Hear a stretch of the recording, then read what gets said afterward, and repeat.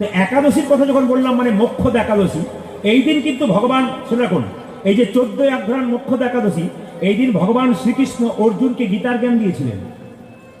মোক্ষদা একাদশীর দিনে ভগবান শ্রীকৃষ্ণ অর্জুনকে গীতার জ্ঞান দিয়েছিলেন।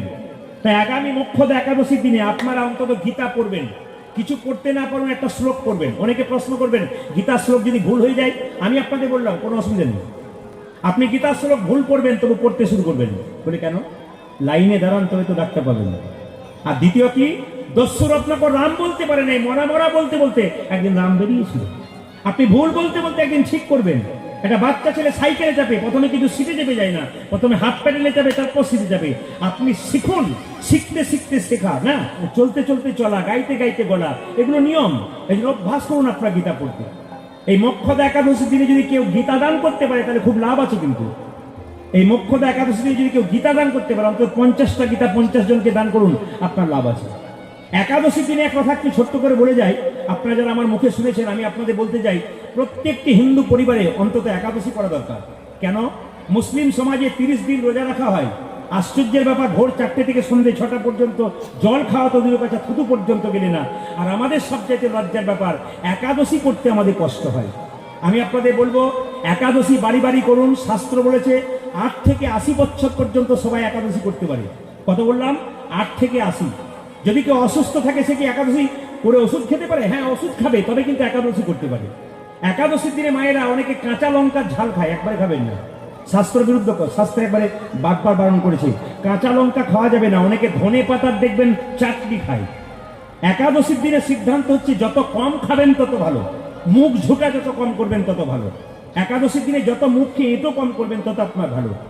দেখুন, যারা ডায়েট করবার জন্য ডাক্তারের কাছে যায়, কিভাবে আমরা চেহারাটাকে ঠিক রাখবো, অনেকে যায় না, তার আগে শ্রীমদ ভাগবত গীতা পড়ুন, পরিষ্কার করে বলে দিয়েছে যে কিভাবে শরীর ফিট রাখা যায়। কি বলছে?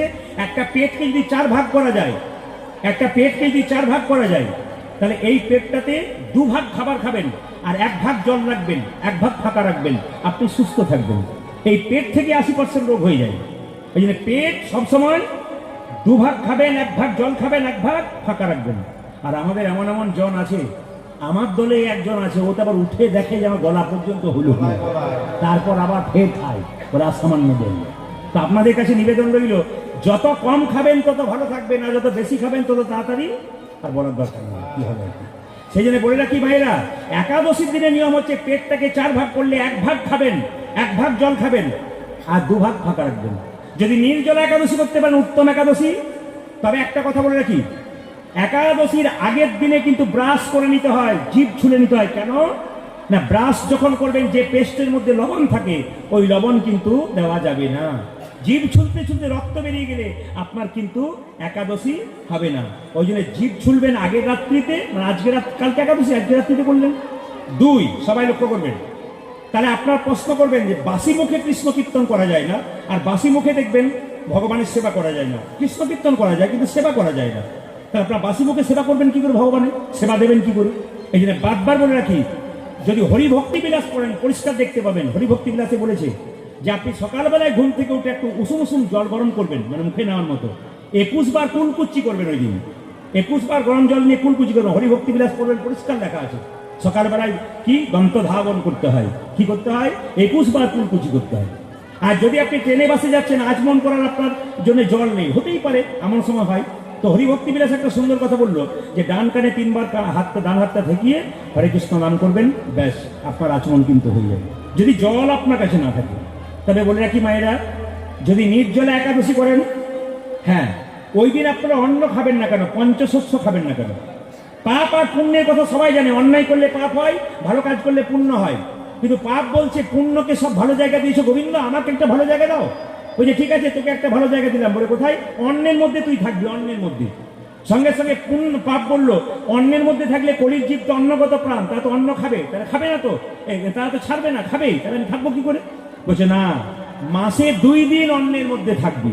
কোন দিন? কোন দিন? যেদিন একাদশী, ওই দিনটা ভগবানের বার। রবিবার সোমবার তো আলাদা বার হয়ে গেল, কিন্তু ভগবানের বার হচ্ছে একাদশী বার। একাদশীর দিনে পাপ কিন্তু অন্যের মধ্যে থাকে। যখনই একাদশীর দিনে কেউ অন্ন খাবেন, পরিষ্কার জানবেন আপনি পাপ খাচ্ছেন। কেন? পাপ তার মধ্যে বর্তমান আছে। যদি আপনার ভেতর ধর্ম চিন্তা আছে, ভগবানকে ভালোবাসেন, বারবার বলবো, একাদশীর দিনে যদি সামর্থ্য হয় শরীরে একাদশী করবার, তাহলে আপনি একাদশী করুন। অন্তত অন্ন খাবেন না, বাড়ির কাউকে অন্ন খাওয়াতে দেবেন না। একদিন না খেলে মরে না, অনেক কিছু খাওয়া যায়। কি খাওয়া যায়? নির্জলা একাদশী করলে উত্তম একাদশী। নির্জলা যদি না হয়, শরীরে না ক্ষমতার কুলোয়, আপনি কি করবেন? ফল খাবেন, সবজি খাবেন, কাঁচা কলা, কুমড়ো, পেঁপে, সূর্যমুখী তেল দেবেন, সাদা তেল যেটা বলছে। আর কি দেবেন মায়েরা? সরিষার তেল মাখতে পাবেন না, সরিষার তেল খেতে পাবেন না, সন্দক লবণ খেতে হবে আপনাকে, সামুদ্রিক লবণ খাওয়া যাবে না। এগুলো তো আপনারা সবাই জানেন, একটু সংক্ষেপে আজ দিয়ে দিলাম। কিন্তু একটা কথা বলি, এই গত উৎপন্ন একাদশীতে আমি মালদাতে ছিলাম, যার বাড়িতে বাসা তিনি বললেন একাদশী করবেন বাবা? বলে হ্যাঁ হ্যাঁ করেছি তো। আচ্ছা ঠিক আছে, কোনো অসুবিধা নেই। উনি 2 গ্লাস দুধ, দু থালা ফল, 2 থালা তরকারি, আরো সব নানা রকম দিয়েছে। বলছে বেশি কিছু করতে পারলাম না। বললাম এইরকম যদি করেন তাহলে প্রতিদিন একাদশী করবো, কোনোদিন ছাড়বো না, আমি অন্ন খাবোই না। আসলে মায়েরা, নির্জলা একাদশী করলে উত্তম একাদশী, ফল সবজি দুধ খেয়ে করলে মধ্যম একাদশী। আর আমাকে যে একাদশী করেছিল ওটা উত্তম নয়, মধ্যম নয়, ধমাধম একাদশী। তাই কেউ ধমাধম একাদশী করবেন না, উত্তম আর মধ্যম করার চেষ্টা করবেন। বলুন মোক্ষদা একাদশী কি? মোক্ষদা একাদশী কি? মোক্ষদা একাদশী কি?